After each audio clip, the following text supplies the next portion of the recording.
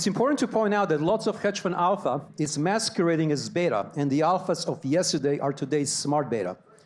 What are the alpha today that will commoditize into the future? That's also the topic we'll be discussing. Why have so many managers been falling, lagging the indices, and what strategies are most and least likely to benefit from Fed's pivot in interest rates? What strategy do we currently deem favorable or less favorable, and why? I think from a strategy standpoint, right, there are a couple of strategies that you can point to. One that I'll just touch on that maybe people aren't as aware, given that maybe a lot of you have institutional clients, or maybe you allocate on behalf of, let's say tax-free folks. But the tax-aware strategies are quite popular within our wealth channel right now.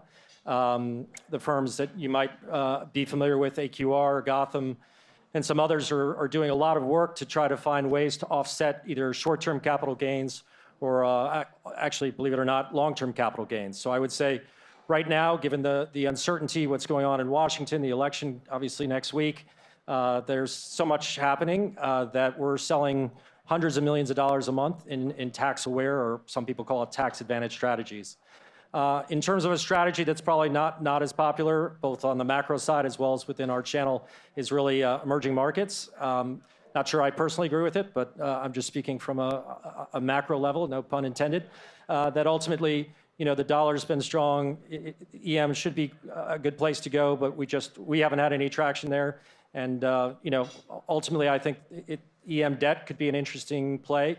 I think it's started to gain traction this year, but I would say with the uncertainty right now, it would be difficult for me to make a call beyond that.